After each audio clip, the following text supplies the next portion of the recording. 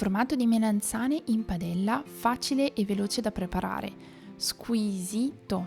Benvenuti nel canale di Tavola Serena, oggi prepareremo insieme questa fantastica ricetta. Iniziamo preparando il sughetto al pomodoro che accompagnerà la nostra ricetta. Tritiamo finemente un pezzettino di scalugno o di cipolla a vostra scelta. La quantità la deciderete voi in base ai vostri gusti. Aggiungiamo anche del basilico, sia i fiori che le foglie, soprattutto i fiori che danno un buonissimo profumo.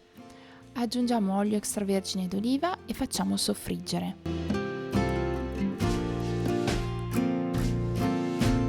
Aggiungiamo poi la passata di pomodoro. Io ne ho usati in tutto 250-300 grammi, voi potete anche metterne di più e se avanza usarlo per poi fare una buonissima pasta asciutta. Facciamo bollire intanto che prepariamo le melanzane. Io ne ho prese due belle grandi, queste sono dell'orto di mia mamma, quindi sono enormi, ma potete utilizzarne anche 3 se non le trovate così grandi. E poi potete usare la qualità che volete.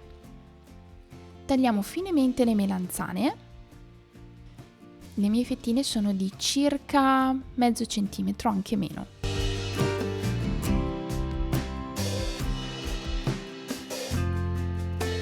Dopo aver tagliato tutte le melanzane prendiamo un tegame, io ho preso il più ampio che avevo, ma dipende quanti siete in famiglia, non vi do quantità precise perché ognuno fa in base a ciò che ha necessità. In ogni caso lo oliamo con olio extravergine d'oliva e poi cospargiamo il fondo di melanzane. Dobbiamo fare una precottura delle melanzane, o meglio io le cuocerò completamente, dopodiché andrò solo a scaldare lo sformato una volta che l'avrò assemblato.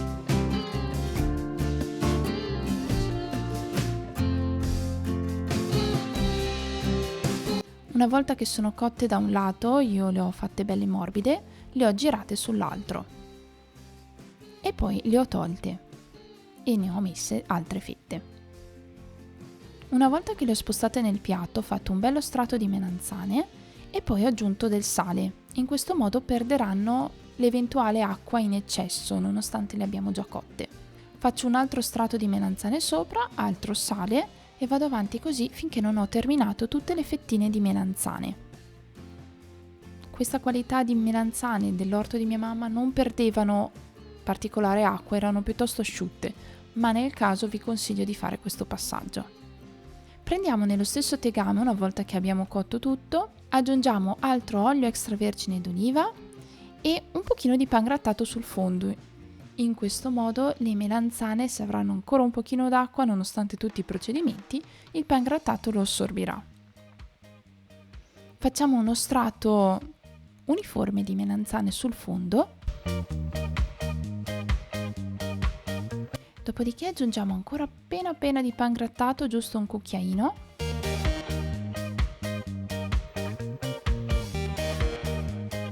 E la nostra passata di pomodoro che nel frattempo ha terminato la cottura. Io non avevo aggiunto sale alla passata perché era fatta in casa e non ne necessitava. Questa la fa mia suocera ed è squisita, ma nel caso aggiungetene un pochino. Aggiungiamo poi un pochino di origano a scelta, grana padano, se volete anche altro basilico, prezzemolo, le erbe aromatiche che volete, e formaggio a scelta. Vi sconsiglio la mozzarella, a meno che non la fate proprio scorare per bene. Se volete un risultato piuttosto compatto, diciamo, vi consiglio formaggi che non facciano acqua, quindi scamorza o simili. Altro strato di melanzane. Pangrattato, io non aggiungo più sale perché avevo già salato le melanzane prima e tutti gli altri ingredienti sono già salati. Salsa di pomodoro, dopodiché origano o comunque altre erbe aromatiche,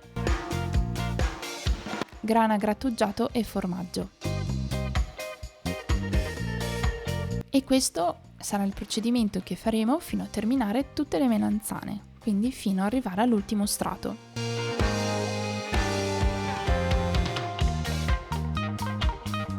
Sull'ultimo strato abbondante grana padano o altro formaggio grattugiato che abbiamo scelto.